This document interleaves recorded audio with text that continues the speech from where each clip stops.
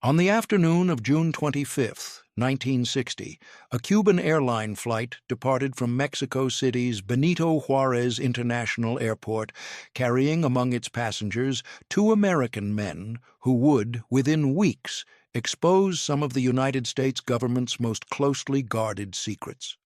The men were traveling under false names.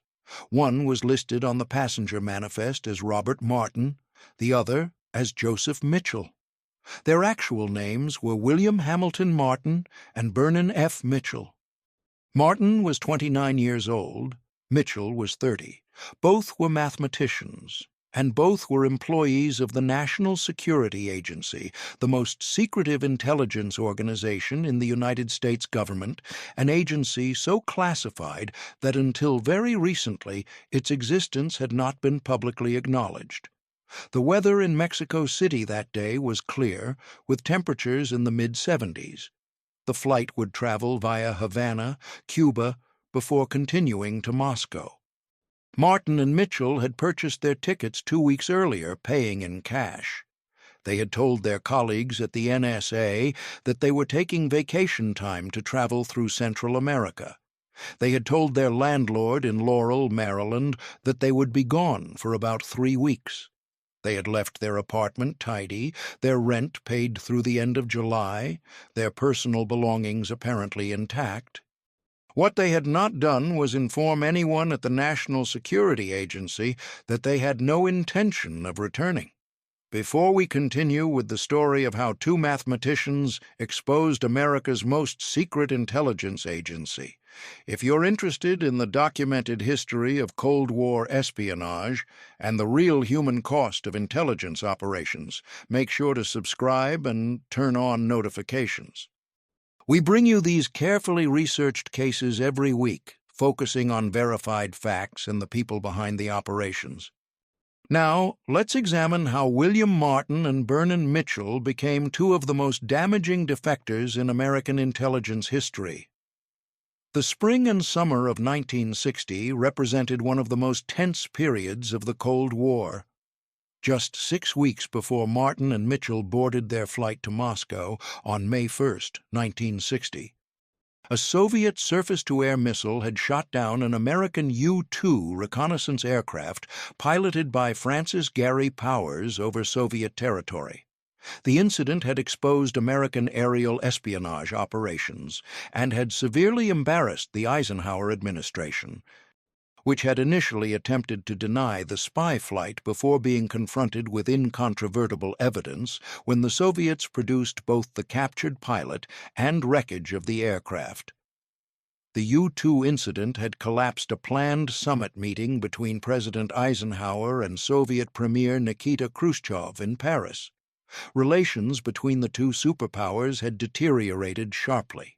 The American intelligence community was under intense scrutiny, both from political leadership demanding better security and from a public that was beginning to question how much they could trust official government statements about intelligence operations. Into this already fraught environment would come the Martin and Mitchell defection, a second major intelligence disaster within weeks that would raise fundamental questions about the competence and security of American intelligence agencies. William Hamilton Martin had been born in Columbus, Georgia, on June 17, 1931. His father, Hamilton Martin, worked as an accountant for a textile company. His mother, Frances, had been a schoolteacher before William's birth. According to school records and later interviews with former teachers, William had been an exceptionally bright child with a particular gift for mathematics. He had graduated from high school in 1948 at the age of 17, having completed advanced coursework in calculus and physics that was unusual for secondary education at that time.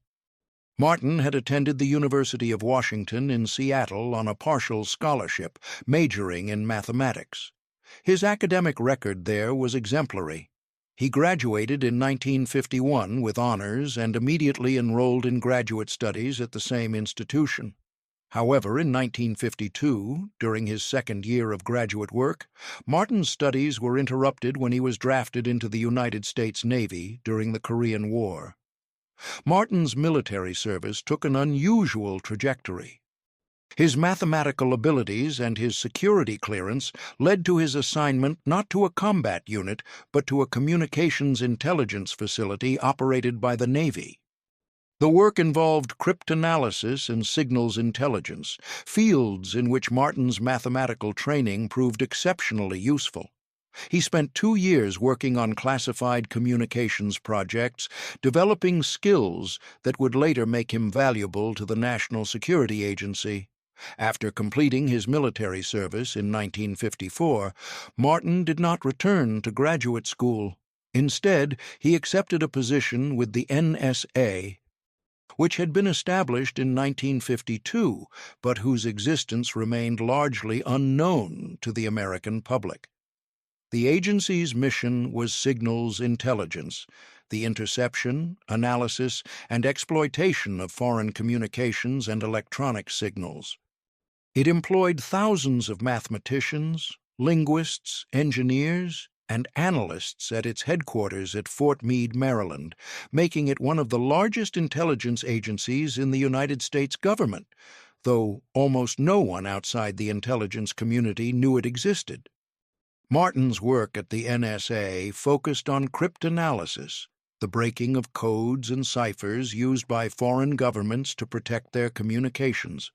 According to his personnel file, he worked in the agency's Office of Research and Development, specifically in a section dealing with Soviet communications systems. His mathematical skills made him valuable for developing and testing new analytical techniques for breaking increasingly sophisticated Soviet cipher systems.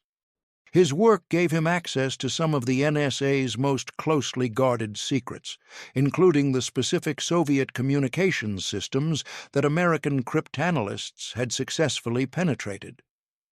Bernon F. Mitchell had followed a remarkably similar path. Born on December 11, 1929, in San Francisco, California, Mitchell was nearly 2 years older than Martin, but shared many of the same characteristics: exceptional mathematical ability, a quiet and somewhat introverted personality, and a talent for the kind of abstract analytical thinking that made for successful cryptanalysts. Mitchell's father, Bernard Mitchell, had worked as an engineer for Pacific Gas and Electric Company. His mother, Rose, had been a librarian. According to family members interviewed years later, Bernon had been a serious child, more comfortable with books and numbers than with social interactions.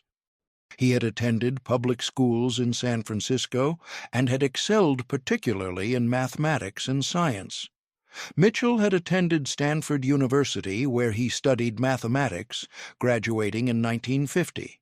He had then begun graduate work, but like Martin, his studies were interrupted by military service when he was drafted into the Navy in 1951. During his Navy service, Mitchell had been assigned to communications intelligence work based on his mathematical background and his security clearance. The Navy, recognizing his exceptional analytical abilities, assigned him to work on some of the same types of cryptanalysis problems that he would later tackle at the NSA. After completing his military obligation in 1953, Mitchell had also been recruited by the NSA, where he worked in Soviet communications and cryptanalysis, focusing on the mathematical foundations of code-breaking techniques. Martin and Mitchell met at the NSA sometime in 1954 or early 1955. According to later accounts from colleagues, they discovered they had much in common: similar educational backgrounds, similar interests in mathematics and chess, similar quiet personalities that set them somewhat apart from their more socially gregarious colleagues. They became friends and, by 1957, had decided to share an apartment in an apartment complex in Laurel, Maryland, a town located approximately 15 miles south of the NSA's Fort Meade headquarters. The decision to share an apartment was financially practical. Both men were junior employees whose salaries were modest by professional standards, but it also reflected their social isolation. Neither man had developed close relationships with women. Neither had the kind of active social life that many of their colleagues maintained. They seemed most comfortable in each other's company, spending evenings discussing mathematics, playing chess, and occasionally hosting small gatherings with a few other NSA employees who shared their intellectual interests. Neighbors later described the two men as polite but private. They drove to work together most mornings in Martin's Chevrolet. They worked long hours, often until early evening, and returned home together. On weekends, they were sometimes seen walking together or working in their small yard. They generally kept to themselves and did not participate in neighborhood social activities.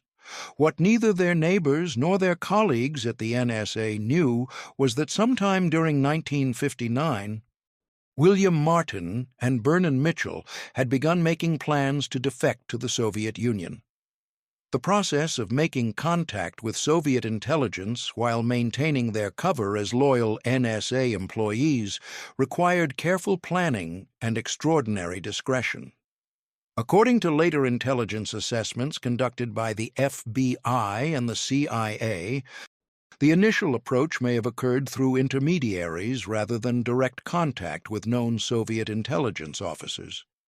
This method was standard practice for Soviet intelligence when dealing with potential American defectors, as it provided plausible deniability and reduced the risk of detection by American counterintelligence.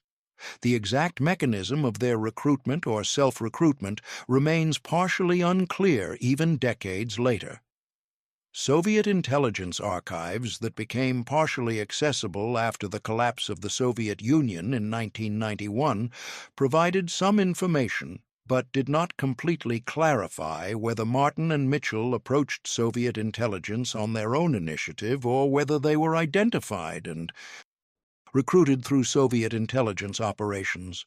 What is clear is that by early 1960, arrangements were well underway for their defection, involving coordination with Soviet intelligence officers who provided guidance on how to leave the United States without triggering security alerts. During the months of planning, Martin and Mitchell had to maintain absolute normalcy in their professional and personal lives. They continued to arrive at work at their usual times, continued to socialize with the same small group of colleagues, continued to demonstrate competence and reliability in their assigned projects. Any deviation from their established patterns could have triggered security concerns in an environment where NSA security officers were trained to watch for exactly such behavioral changes. The psychological burden of maintaining this double existence was substantial. They were planning what they knew would be considered by most Americans as an act of supreme betrayal. Yet they had to behave each day as though they were loyal employees with no concerns beyond their technical assignments. They had to be careful not to access classified materials outside their normal work requirements, as unusual access patterns would be flagged by security systems. They had to avoid any conversations or behaviors that might suggest political disaffection or ideological sympathy with America's adversaries. According to later FBI analysis, Martin and Mitchell demonstrated considerable discipline during this period. Their computer access logs showed no unusual patterns. They did not check out classified documents they did not need for their work. They did not ask colleagues questions about programs outside their areas of responsibility. They maintained the fiction of normalcy with remarkable consistency. The specific arrangements for their travel to Mexico and onward to the Soviet Union required coordination with Soviet intelligence through channels that have never been fully revealed. They needed assurances that they would be welcomed in the Soviet Union, that they would not be arrested or detained during their journey through Mexico, and that appropriate documentation would be available to facilitate their travel. These arrangements took time and required communication methods that would not be detected by American intelligence agencies that routinely monitored the communications of NSA employees with access to highly sensitive information. In the weeks before their departure, Martin and Mitchell began making subtle preparations. They gathered personal documents, birth certificates, academic records, personal photographs that they would want to take with them. They withdrew modest amounts of cash from their bank accounts, but not so much as to raise questions. They made sure their personal affairs were in order, rent paid, no outstanding debts that might trigger collection efforts that could alert authorities to their absence. They told different people different stories about their vacation plans. To some colleagues, they mentioned visiting archaeological sites in Mexico. To others, they spoke vaguely of a driving tour through the Southwest. To their landlord, they simply indicated they would be away for a few weeks. The slight inconsistencies in these stories would only become apparent later, when investigators began piecing together their movements. In late May 1960, Martin and Mitchell both submitted vacation requests to their supervisors at the NSA, requesting 2 weeks of leave beginning June 20th. Both indicated they planned to take a driving trip through the southwestern United States and into Mexico. This was a plausible vacation plan that raised no concerns. Mexico was a popular tourist destination for Americans, and driving trips through the Southwest were common. The requests were approved without difficulty. Nothing in their recent work performance or behavior suggested they were planning anything unusual. Their security files showed no red flags. They had both passed their most recent periodic reinvestigation reviews. On June 18, 1960, 2 days before their scheduled vacation was to begin, Martin and Mitchell both arrived at work as usual. They spent the day working on their respective assignments. According to later reconstruction of their activities based on computer access logs and security records, neither man accessed any classified materials outside their normal work requirements, nor did they remove any documents from the secure facilities. Whatever information they would eventually provide to Soviet intelligence would come from their memories of the classified programs they had worked on, not from physical documents. At the end of the workday, they departed Fort Meade as they normally did. They drove back to their apartment in Laurel. According to later interviews with neighbors, nothing about their behavior that evening suggested anything unusual. They did not load their car with luggage. They did not have visitors. The lights in their apartment went out at a normal hour. Over the next day and a half, they made their final preparations. They packed light. Each man took a single suitcase with clothing and personal items. They left most of their belongings in the apartment, including books, furniture, kitchen items, and other possessions that would be expected to remain if they were simply going on a 3-week vacation. They did not close their bank accounts or cancel any utilities. They left their apartment keys on the kitchen counter. Everything was arranged to maintain the appearance that they were simply taking a vacation and would be returning in mid-July. On the morning of June 20th, 1960, Martin and Mitchell loaded their suitcases into Martin's Chevrolet and drove away from their Laurel apartment for the last time. According to later FBI reconstruction based on gas station receipts and motel records, they drove south and west, passing through Virginia and into Texas. They stayed overnight in a motel outside Dallas on June 20th. On June 21st, they continued south toward the Mexican border. They crossed into Mexico at Laredo in late June and continued south toward Mexico City. The drive from Laredo to Mexico City covered more than 750 miles of often difficult roads. They arrived in Mexico City on June 24th and checked into a modest hotel in a neighborhood frequented by tourists. In Mexico City, they made contact with individuals who facilitated their travel arrangements. Soviet intelligence had established procedures for assisting American defectors through third countries, utilizing a network of contacts that included Soviet embassy personnel, Mexican communists sympathetic to the Soviet Union, and professional facilitators who could provide documentation and travel arrangements for a fee. Martin and Mitchell obtained documentation that would allow them to travel under assumed names without immediately identifying themselves as Americans fleeing to the Soviet Union. The Cuban airline flight they boarded on June 25th was one of the few direct connections between Mexico City and Havana. From Havana, connections to Moscow were available through Soviet state airline Aeroflot. The journey would take more than 24 hours, with layovers, but by the evening of June 26, 1960, William Martin and Bernon Mitchell arrived in Moscow, where they were met by Soviet intelligence officers who escorted them to accommodations that had been prepared for them. Back in Maryland, their absence was not initially cause for concern. They were on approved vacation and were not expected to return to work until July 5th. Their apartment showed no signs of disturbance when the landlord walked past it during his routine rounds. Their mail accumulated in their mailbox, but this was expected for people on vacation.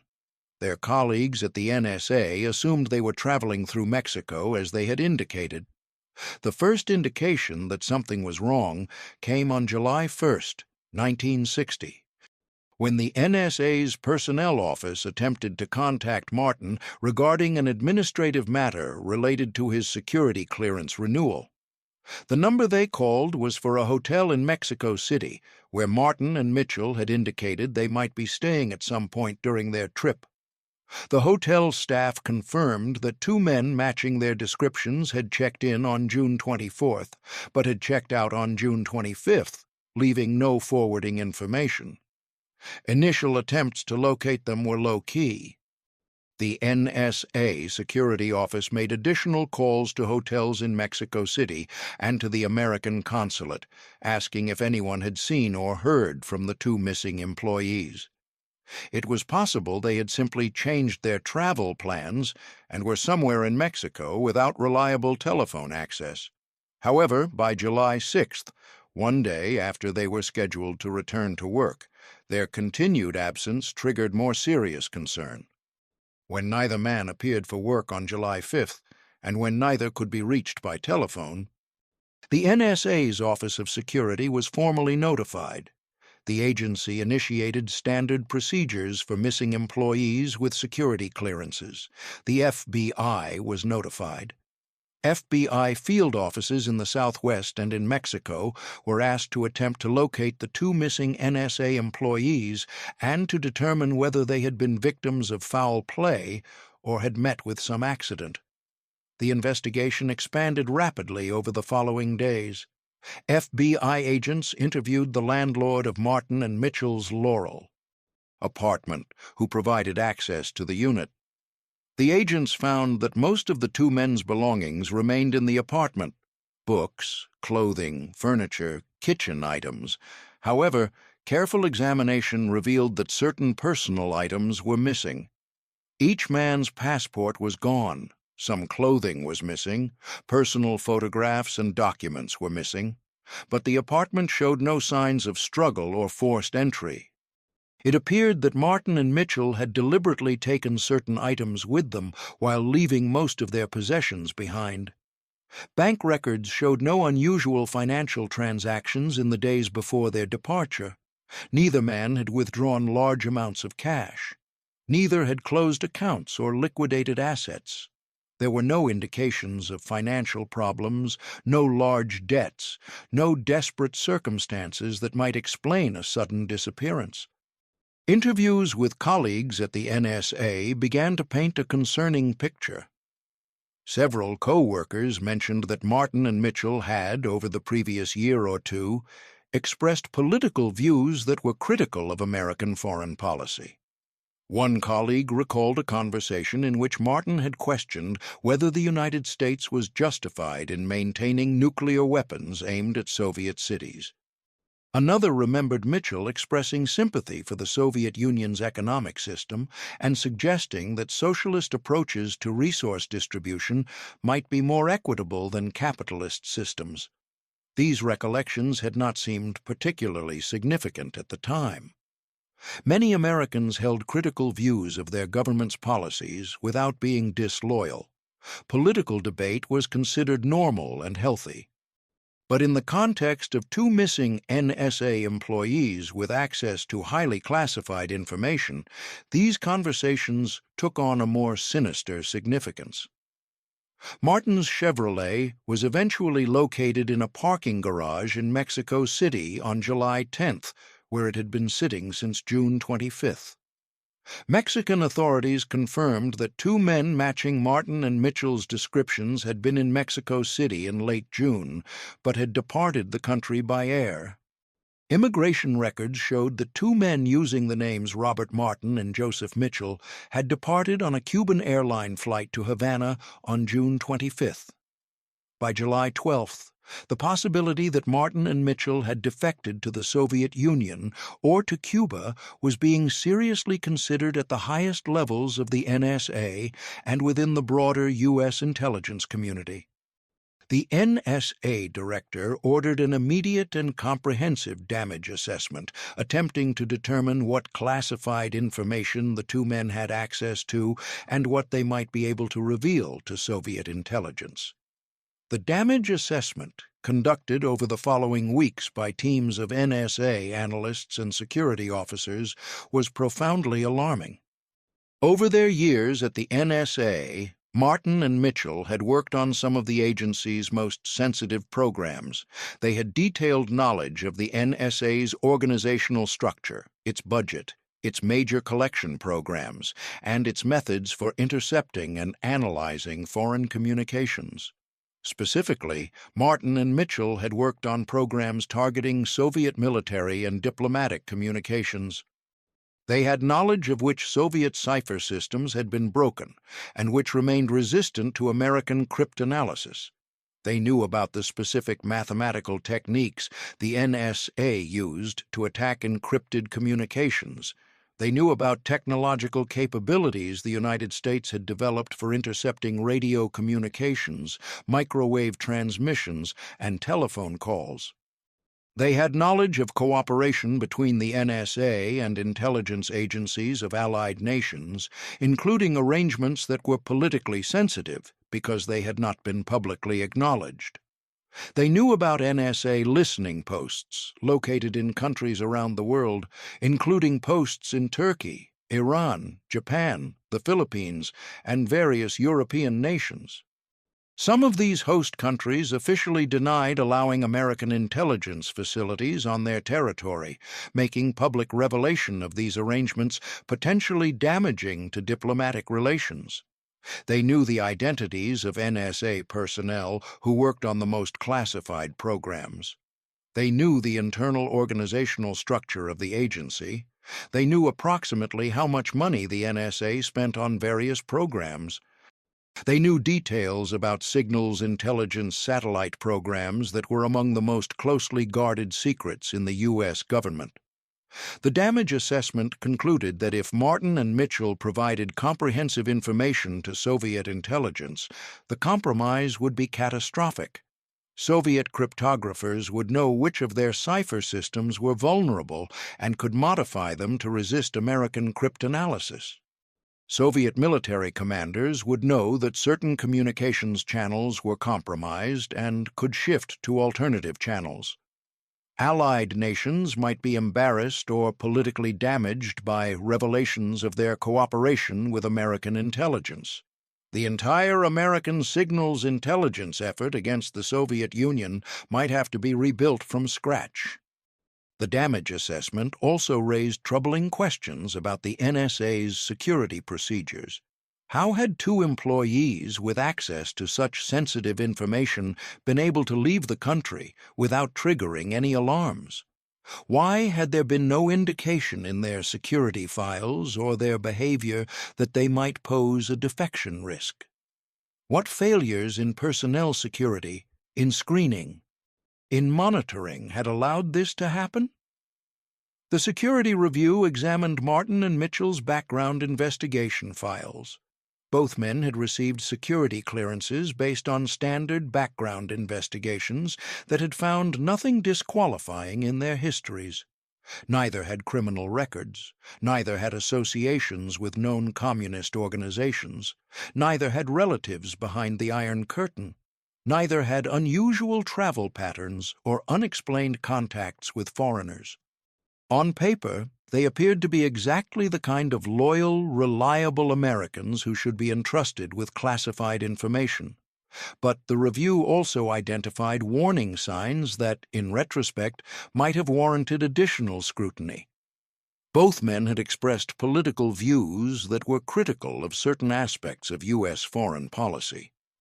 While such views were not in themselves disqualifying, many Americans held critical views of their government without being security risks. The intensity and nature of some of the views Martin and Mitchell had expressed might have been cause for deeper investigation. Several colleagues recalled conversations in which one or both men had expressed sympathy for socialist economic principles and had questioned the morality of American nuclear weapons policy. There were also questions about the personal relationship between the two men. The fact that they shared an apartment, while not unusual for young unmarried men in the 1950s, had raised some questions among colleagues and neighbors. FBI investigations conducted after the defection included interviews with former neighbors, colleagues, and acquaintances of Martin and Mitchell. Some of these individuals, when questioned directly, expressed suspicions that Martin and Mitchell might be homosexual based on the fact that they lived together, that neither had serious relationships with women, that they socialized primarily with each other, and that certain aspects of their behavior suggested a relationship that went beyond mere friendship. In the context of 1960, when homosexuality was both illegal in many jurisdictions and considered a security risk by intelligence agencies, this aspect of their relationship became a focus of intense speculation and investigation. The prevailing view within U.S. intelligence agencies at the time was that homosexuals were particularly vulnerable to blackmail by foreign intelligence services and therefore posed inherent security risks. This view, though it would later be thoroughly discredited as discriminatory and unfounded, was widely held in 1960 and influenced how the Martin and Mitchell case was interpreted. Whether Martin and Mitchell were actually in a romantic relationship, and whether this had any bearing on their decision to defect, remained matters of speculation rather than established fact. Neither man publicly addressed the question during their time in the Soviet Union. Soviet intelligence, for its part, treated the matter as irrelevant to the value of the intelligence Martin and Mitchell provided. Later, scholars and researchers who examined the case found the evidence inconclusive, with some arguing that the suspicions reflected little more than the homophobic prejudices of the era. These questions were being asked with increasing urgency within the NSA and within the broader U.S. intelligence community when, on August 1, 1960, Radio Moscow announced that two former American intelligence employees would hold a press conference in Moscow to discuss their reasons for leaving the United States and to reveal information about illegal American intelligence activities. The announcement sent shockwaves through the U.S. intelligence community. The speculation about whether Martin and Mitchell had defected was now confirmed. The question was no longer whether they were in the Soviet Union, but what they would reveal and how much damage they would cause. The press conference was held on September 6, 1960, in Moscow's House of Journalists, a venue typically used for official Soviet government announcements and propaganda events. The room was filled with Soviet and international journalists, along with carefully selected members of the public who could be counted on to demonstrate appropriate enthusiasm for the defectors' statements. At a table at the front of the room sat William Martin and Bernon Mitchell, both wearing suits, both appearing calm and composed. Also present were Soviet officials who would facilitate the proceedings and provide translation for foreign journalists. The press conference lasted several hours. Martin and Mitchell read from prepared statements that had clearly been reviewed and edited by Soviet intelligence officers, though the core content appeared to reflect their genuine views. They then answered questions from journalists, with Soviet officials occasionally intervening to prevent questions they deemed inappropriate or to guide the discussion in preferred directions. The statements Martin and Mitchell read combined political critique of American foreign policy with specific revelations about NSA operations. They presented themselves not as traitors, but as men of conscience who could no longer participate in what they described as illegal intelligence activities directed against innocent people. Martin spoke first, reading from a prepared text. "We left the United States because we could no longer in good conscience participate in the work of an agency that systematically violates the privacy of American citizens and the sovereignty of friendly nations. The National Security Agency, operating in complete secrecy and with minimal oversight, conducts surveillance operations that are illegal under American law and immoral by any standard of human decency." Mitchell followed with his own statement. "We discovered that the NSA routinely intercepts the private communications of American citizens without warrants, without probable cause, and without any legal authority.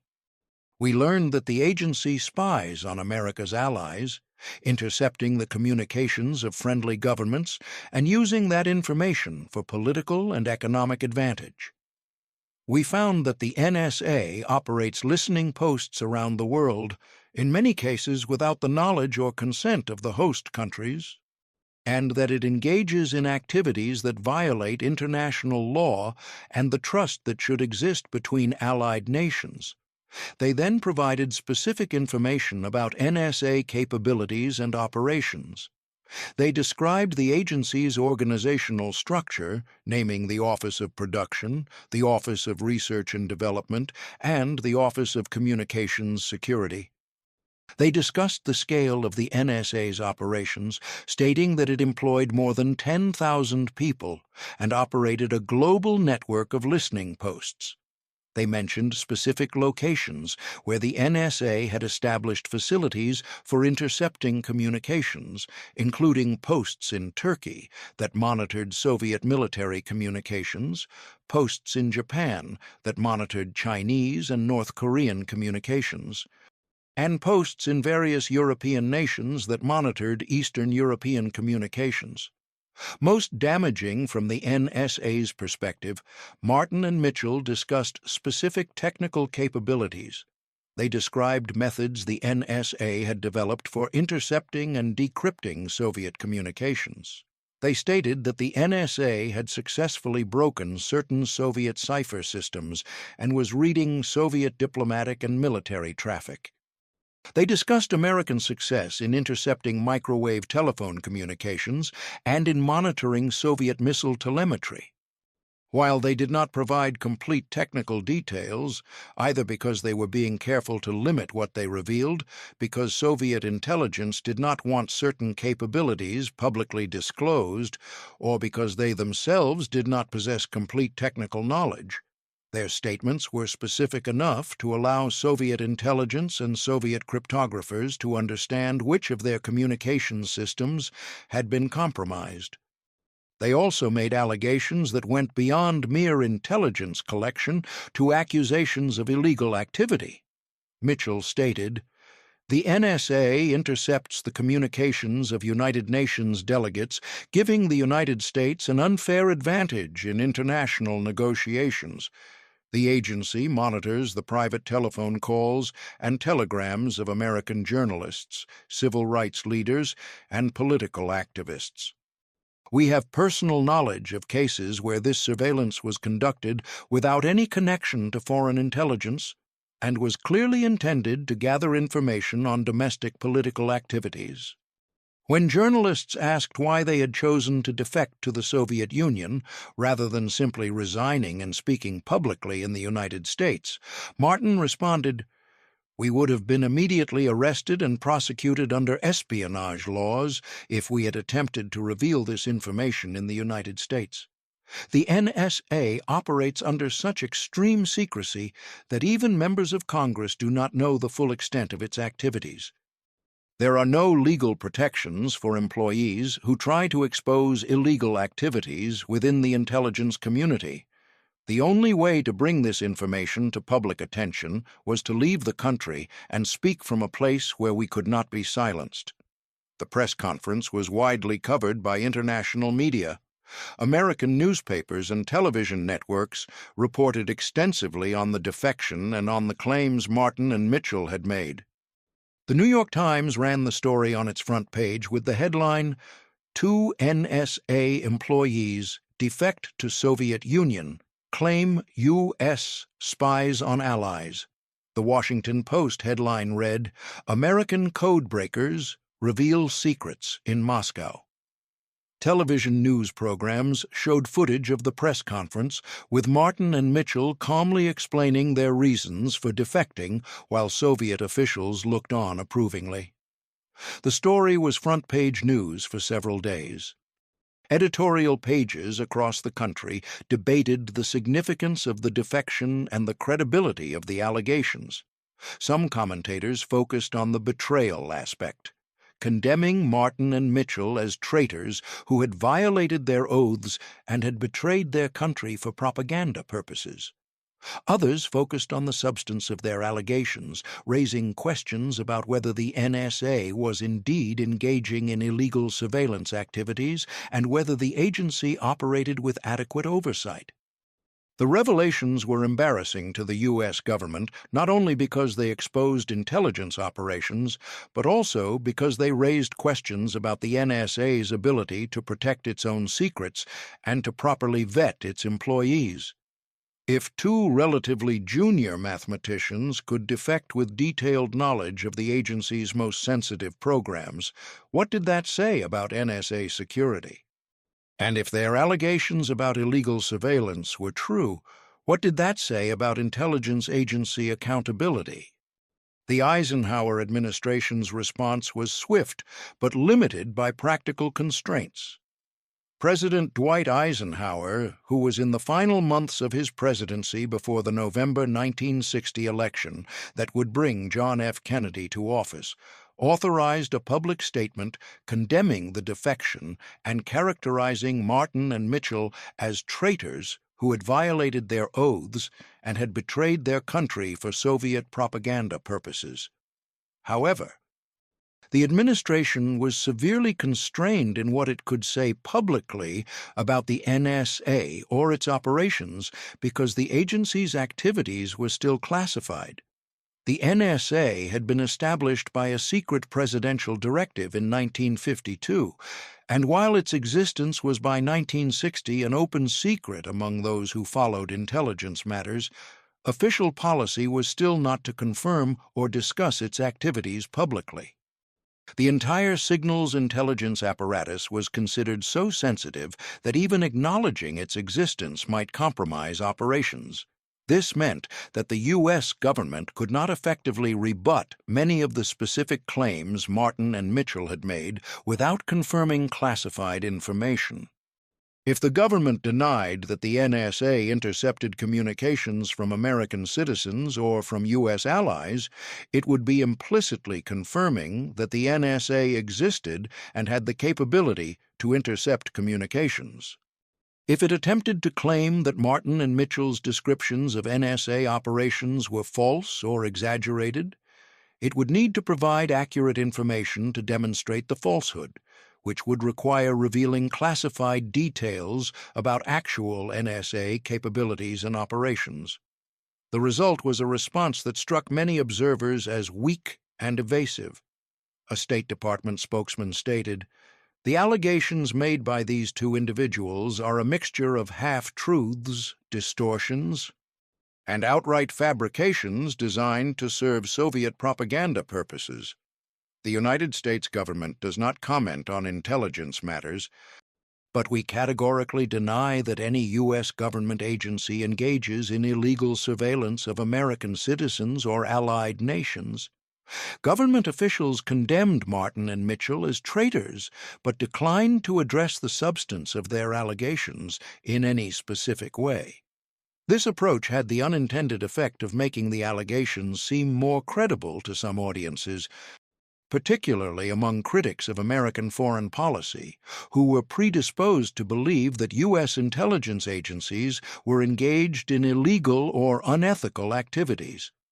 If the allegations were false, critics asked, why couldn't the government simply provide evidence to refute them? Within the NSA, the defection triggered a massive internal investigation and a comprehensive review of security procedures. Every program that Martin and Mitchell had worked on was re-examined to determine what had been compromised.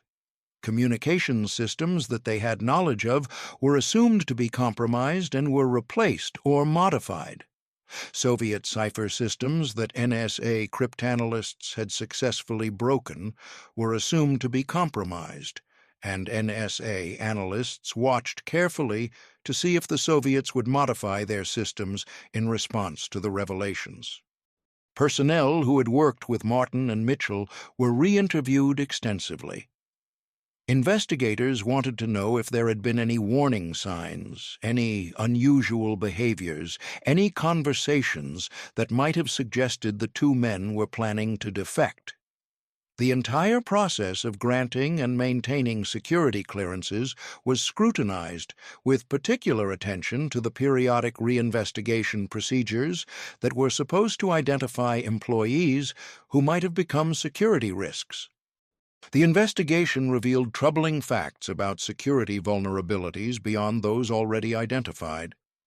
There had been some indicators in Martin and Mitchell's recent behavior that might have warranted additional scrutiny if security officers had been more vigilant. One colleague recalled that Mitchell had seemed distracted and preoccupied in the weeks before the defection, though this had been attributed to work stress rather than to anything more sinister.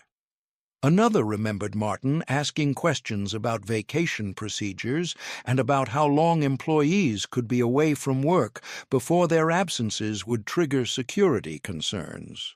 These were subtle indicators that could easily be dismissed as innocent, but they suggested that a more attentive security apparatus might have detected that something was amiss. The investigation led to recommendations for more intensive monitoring of employee behavior, more frequent security interviews, and stricter controls on vacation travel to sensitive areas. The damage assessment teams worked for months, attempting to determine the full extent of the compromise. They examined every program Martin and Mitchell had worked on, every document they had accessed, every meeting they had attended. They tried to reconstruct what the two men knew and what they might have been able to reveal to Soviet intelligence. The conclusion was sobering. Martin and Mitchell had possessed knowledge that would allow Soviet intelligence to understand significant portions of American signals intelligence capabilities. They could describe which Soviet cipher systems had been broken. They could identify the locations of American listening posts. They could explain the mathematical techniques used in cryptanalysis. They could reveal the extent of cooperation between the NSA and Allied intelligence services. While they did not have access to certain highly compartmented programs and did not know every detail of NSA operations, what they did know was enormously valuable to Soviet intelligence. The damage assessment estimated that recovering from the compromise would require billions of dollars in spending to replace compromised systems, develop new collection capabilities, and rebuild intelligence relationships with allies who were embarrassed or angered by the revelations.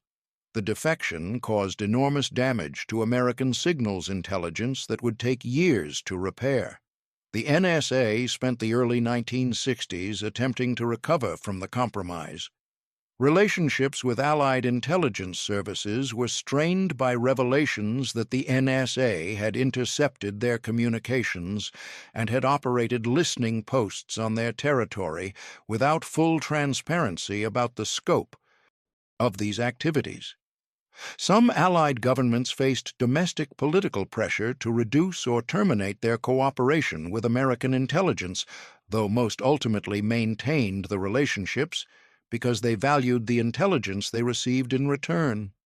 Billions of dollars were spent replacing compromised systems and developing new capabilities to replace those that had been exposed. Soviet cryptographers modified cipher systems that had been broken by American cryptanalysts, forcing the NSA to develop new approaches to breaking Soviet codes. The entire American signals intelligence effort against the Soviet Union had to be partially rebuilt with new collection programs, new analytical techniques, and new security procedures. The damage went beyond immediate operational compromises. The defection damaged the NSA's reputation and credibility within the broader intelligence community and within the government. It raised fundamental questions about whether the agency could be trusted to handle the most sensitive intelligence work if it could not prevent its own employees from defecting with detailed knowledge of classified programs. It provided ammunition to critics of the intelligence community who argued that intelligence agencies operated with insufficient oversight and engaged in activities that violated American values and laws. Congress, which had provided minimal oversight of the NSA prior to 1960, began to take a more active interest in the agency's activities and in the security procedures governing personnel with access to highly classified information. While congressional oversight of intelligence activities would not become truly robust until the 1970s, following other intelligence scandals and the establishment of permanent congressional intelligence committees, the Martin and Mitchell defection marked an early step in that direction. Congressional leaders began asking questions about NSA operations and about the safeguards in place to prevent future defections. The NSA implemented more rigorous psychological screening for employees, attempting to identify individuals who might be vulnerable to recruitment by foreign intelligence or who might be predisposed to ideological defection. More frequent reinvestigations of personnel with high-level clearances were mandated, with security officers required to interview employees regularly to detect any changes in behavior, attitudes, or circumstances that might indicate security risks. The agency implemented stricter controls on employees' travel, particularly travel to countries where they might be approached by foreign intelligence services. Employees were required to report all foreign contacts and all travel outside the United States.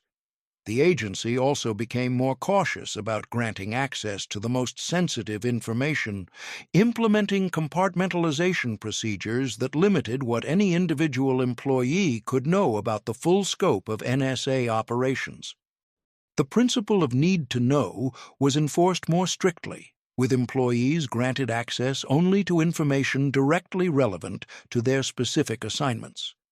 For Martin and Mitchell themselves, life in the Soviet Union followed a trajectory that was typical for Western defectors during the Cold War.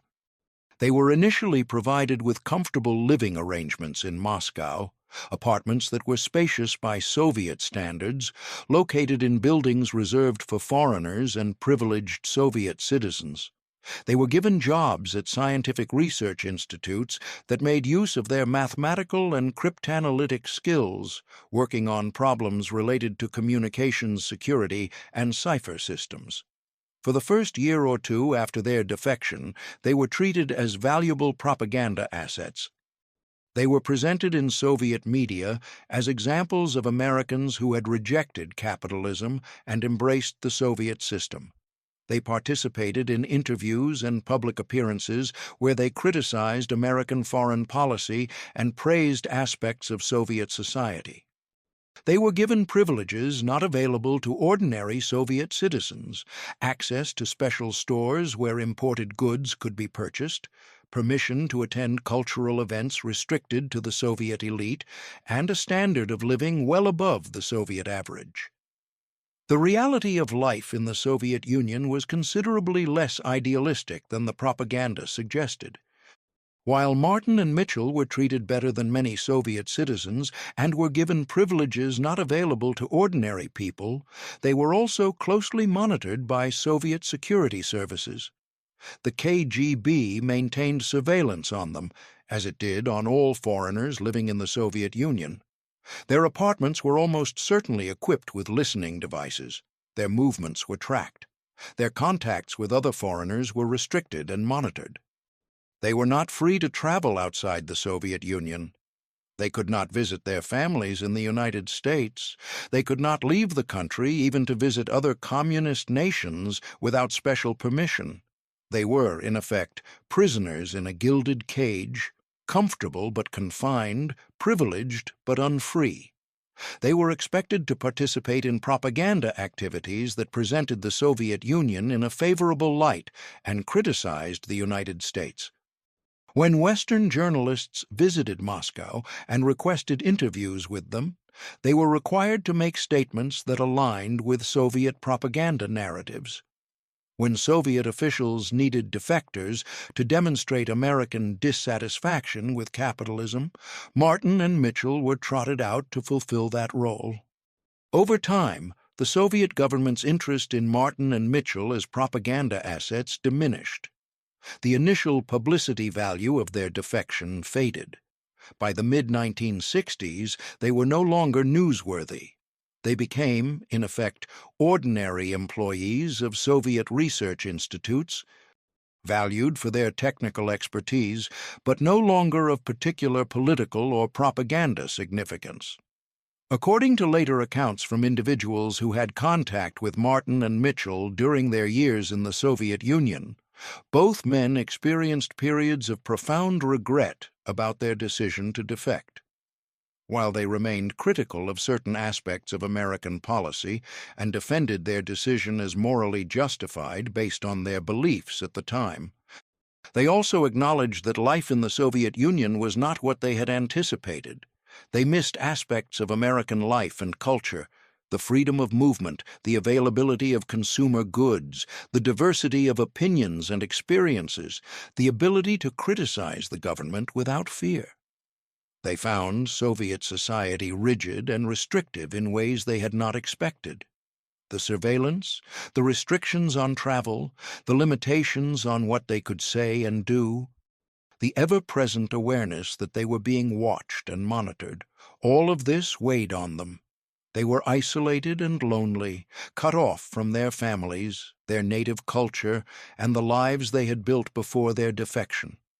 They could not attend family events, could not visit aging parents, could not maintain friendships with people they had known in America.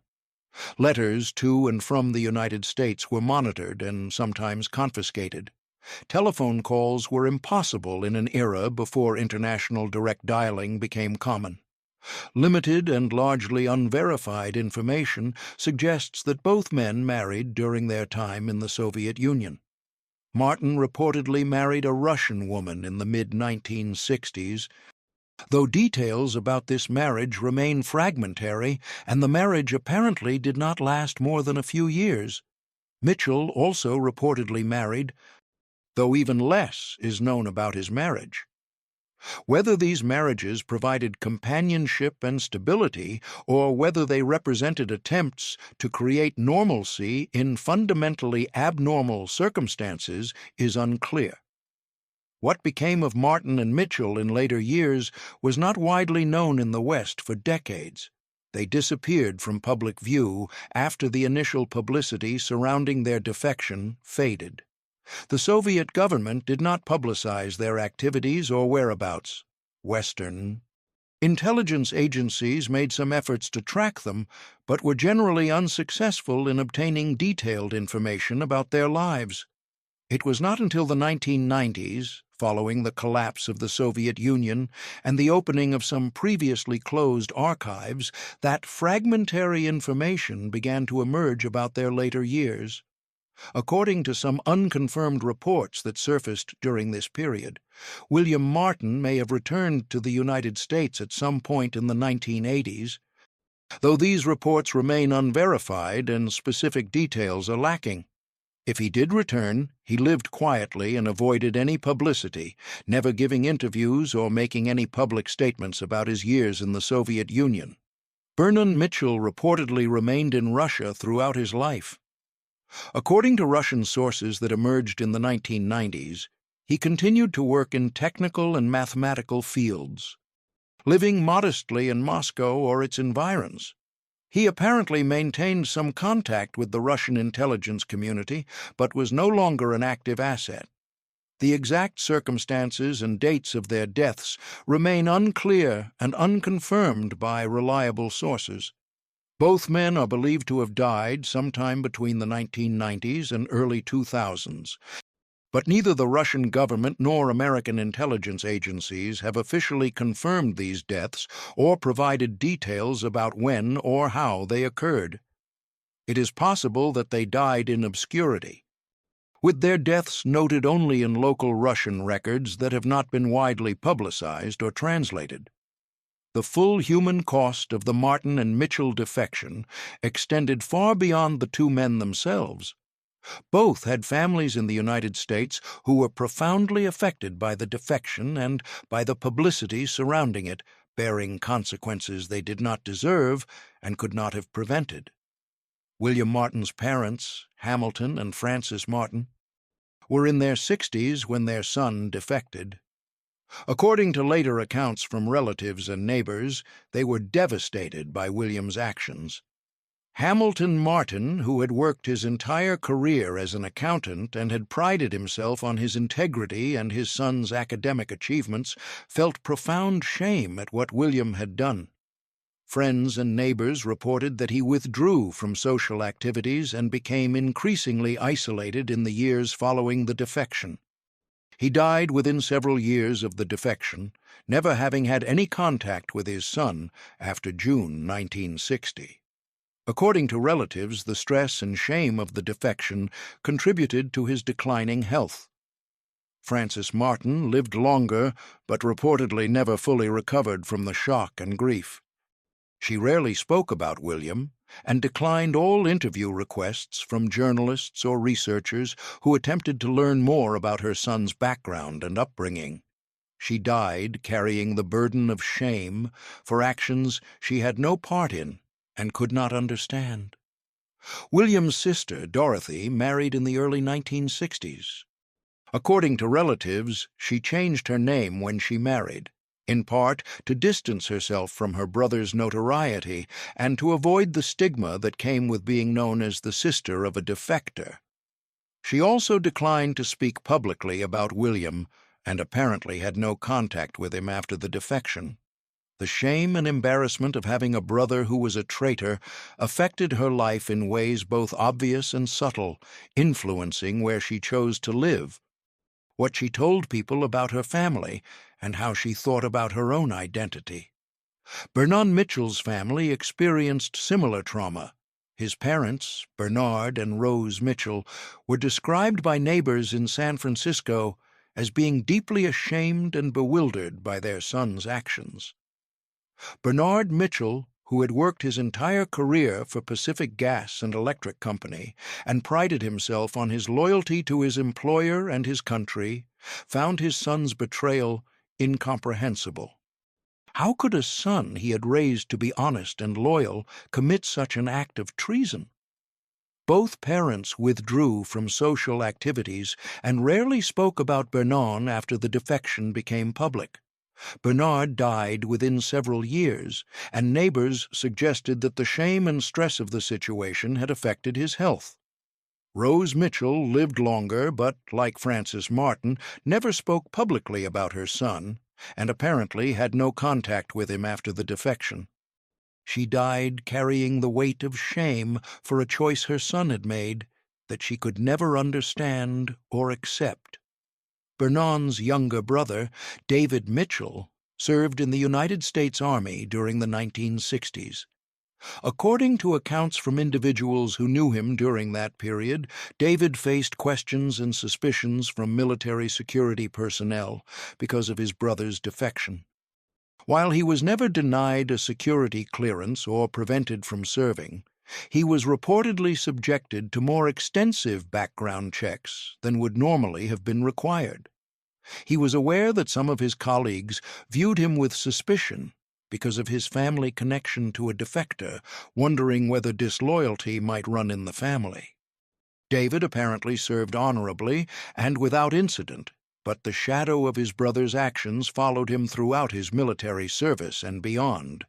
He, like William Martin's sister, Dorothy, rarely spoke publicly about his brother and apparently had no contact with Bernon after the defection. The families bore social stigma that affected their daily lives in countless small ways. Neighbors who had been friendly became distant. Invitations to social events stopped coming. People whispered when they walked past.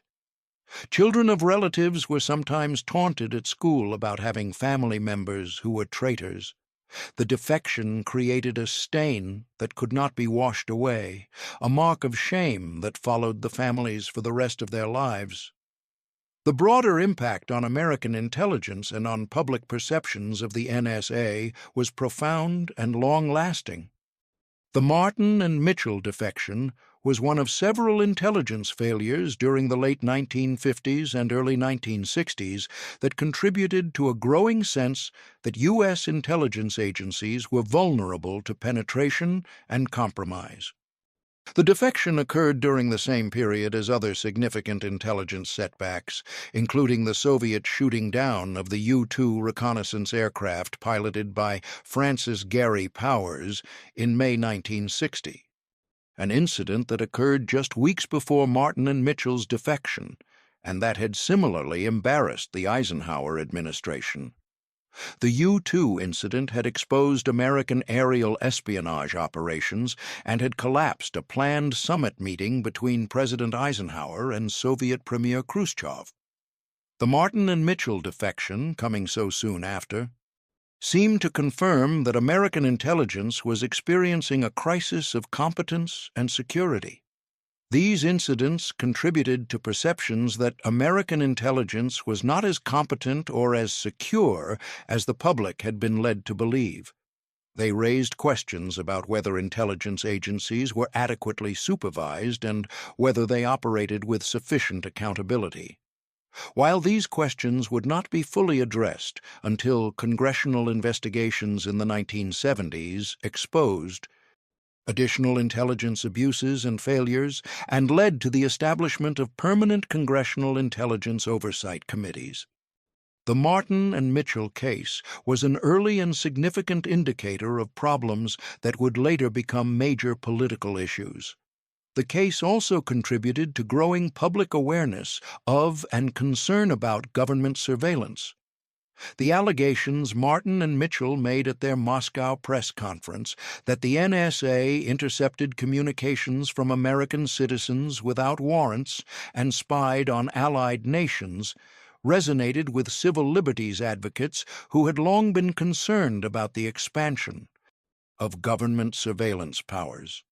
While the government could not or would not confirm or deny these allegations because of classification concerns, the very fact that two NSA employees had made such specific claims gave them credibility.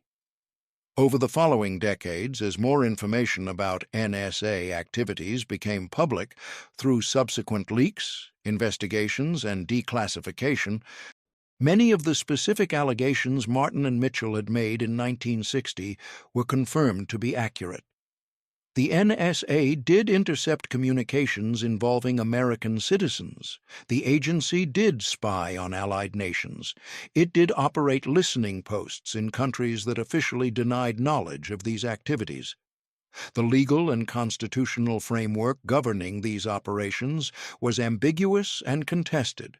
Whether Martin and Mitchell should be credited with exposing these activities or condemned for betraying their country while exposing them remains a matter of debate that admits no simple answer. According to statements the two men made after their defection, their decision was based primarily on political and moral objections to American intelligence activities. They claimed to have become increasingly troubled by what they described as illegal and unethical operations conducted by the NSA, including the interception of communications from American citizens and from America's allies. They presented themselves as whistleblowers who had exhausted all other options and had reluctantly chosen defection as the only way to bring these activities to public attention. However, the full picture of their motivations appears to have been more complex than these public statements suggested.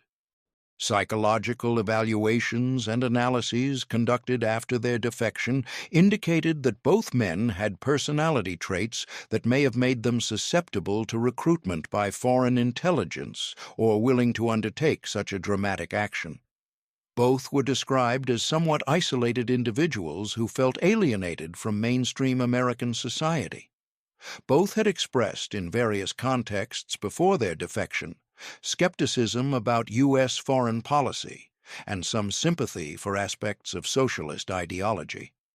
Whether Martin and Mitchell had been actively recruited by Soviet intelligence through a deliberate operation, or whether they had initiated contact themselves based on their own ideological convictions, was never definitively resolved. Soviet intelligence archives that became partially accessible after the collapse of the Soviet Union in 1991 provided some information, but did not completely clarify the recruitment process. The archives suggested that Soviet intelligence was aware of Martin and Mitchell and had cultivated contact with them, but whether this constituted active recruitment or merely facilitation of their self-initiated defection remained unclear. What is clear is that their decision to defect was not made impulsively or lightly. It represented the culmination of months or possibly years of ideological development, growing disaffection with American policy, and deliberation about what they should do with their concerns about NSA activities. They understood that defection would mean exile from their country, separation from their families, and life in a foreign society under surveillance and control. They understood that they would be branded as traitors, and that their names would be forever associated with betrayal. Yet they chose to defect anyway, suggesting that whatever motivated them, whether ideological conviction, recruitment by Soviet intelligence, personal dissatisfaction, or some combination of these factors, was powerful enough to overcome the enormous costs they knew they would pay. The claims Martin and Mitchell made at their Moscow press conference that the NSA routinely intercepted the communications of American citizens and of U.S. allies were largely accurate, though the context and legal framework were more complex than their statements suggested. The NSA did intercept communications that included American citizens, particularly in cases where those communications were between individuals in the United States and foreign nationals overseas.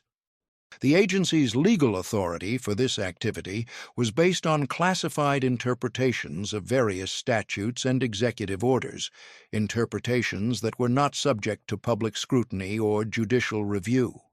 The NSA did intercept communications from allied nations. In some cases, this was done with the knowledge and cooperation of those nations' intelligence services as part of broader intelligence sharing arrangements.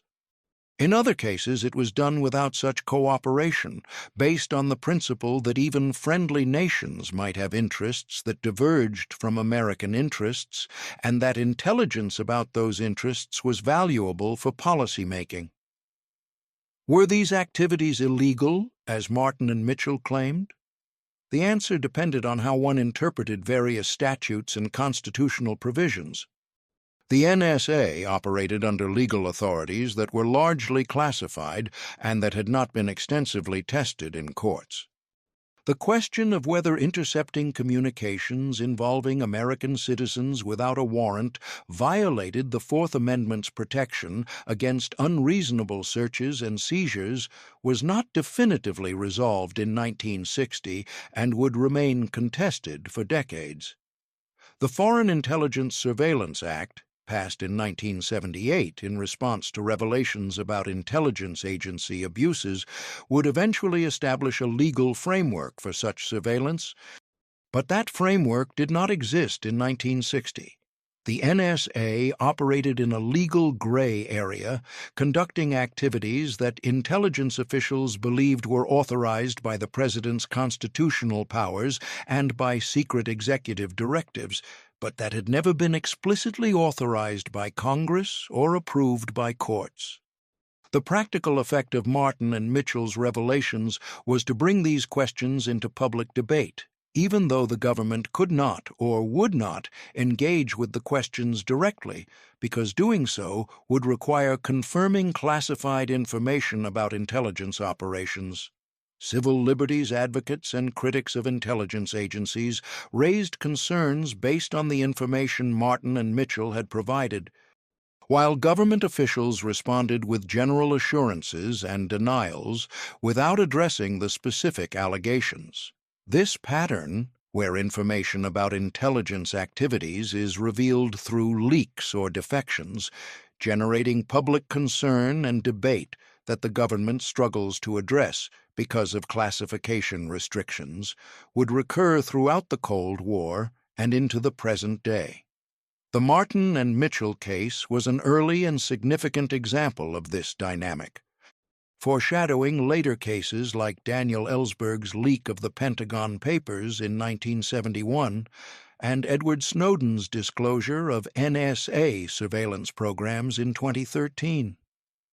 The moral complexity of the Martin and Mitchell case lies in the fact that their defection was simultaneously an act of betrayal and, from their perspective and that of some observers, an act of conscience.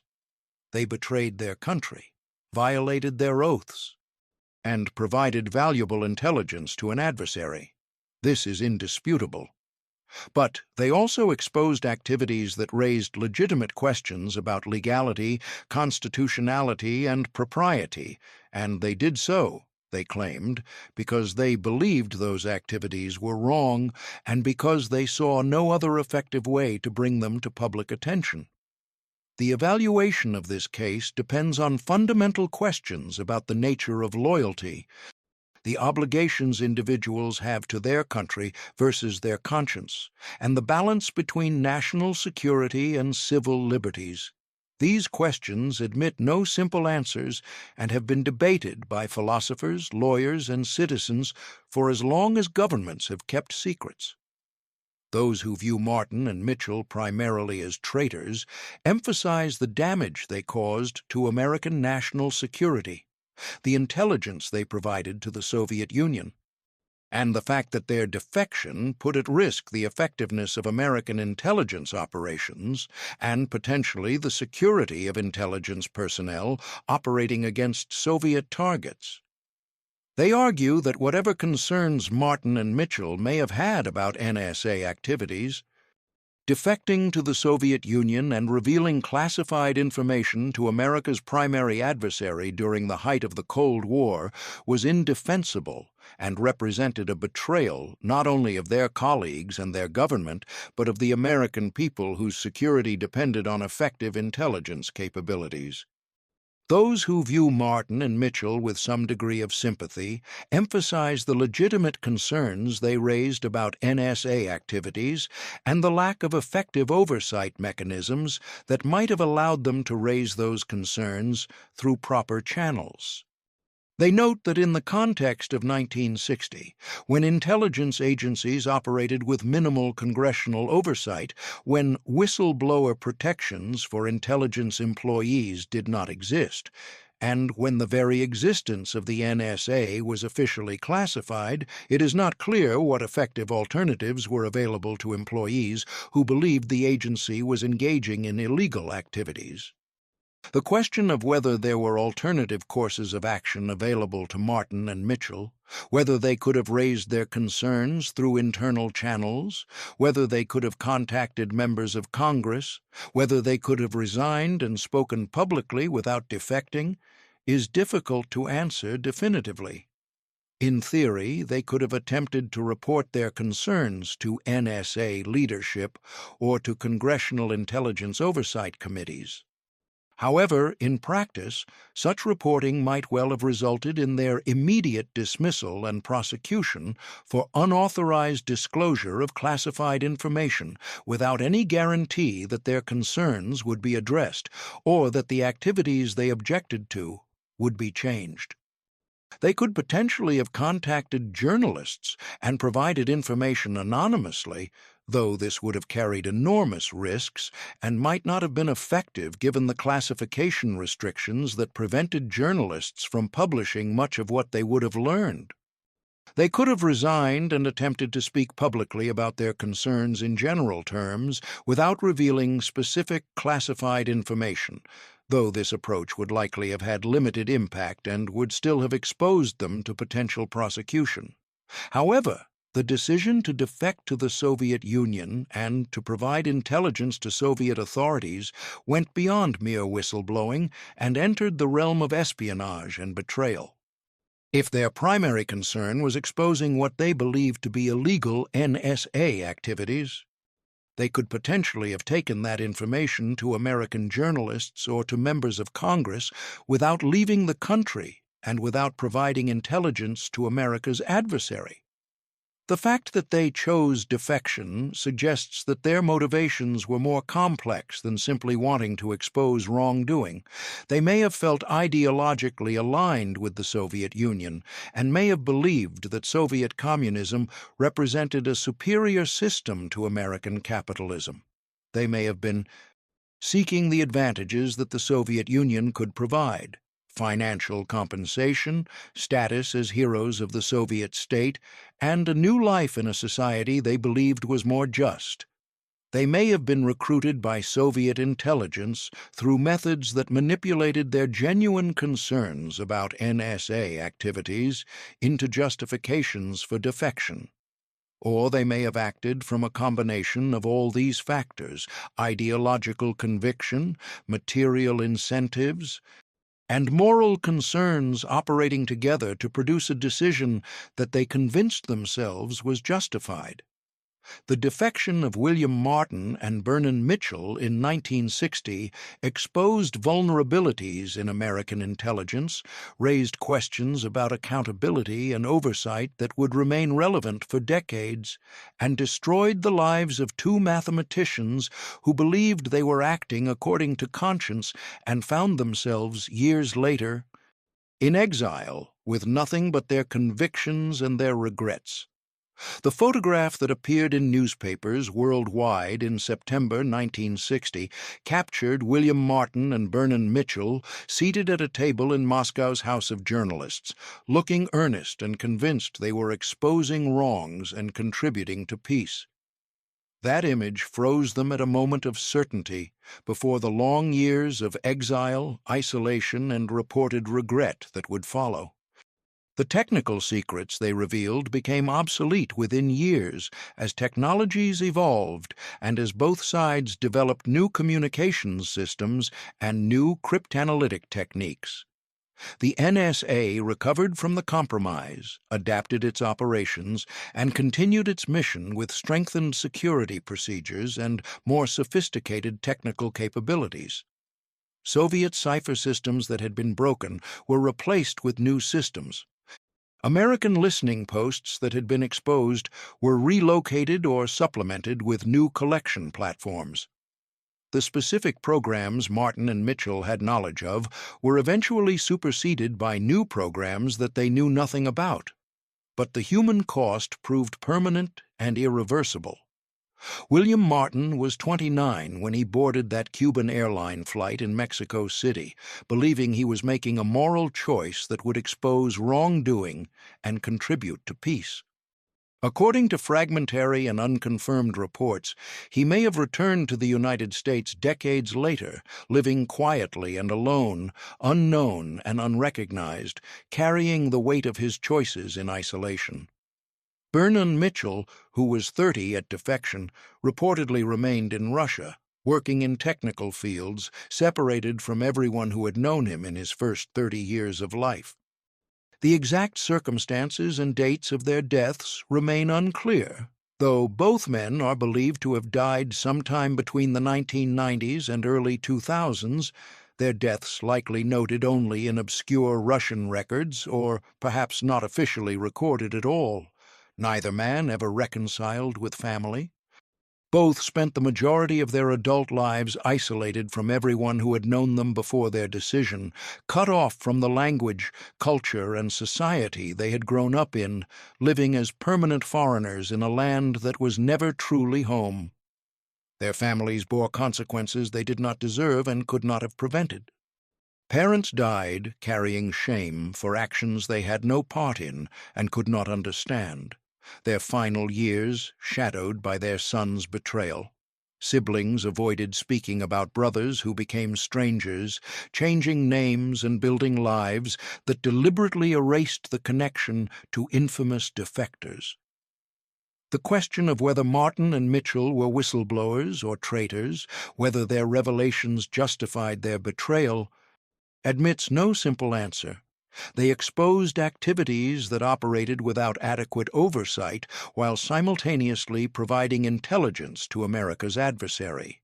They acted according to what they claimed was conscience while destroying their families and their lives.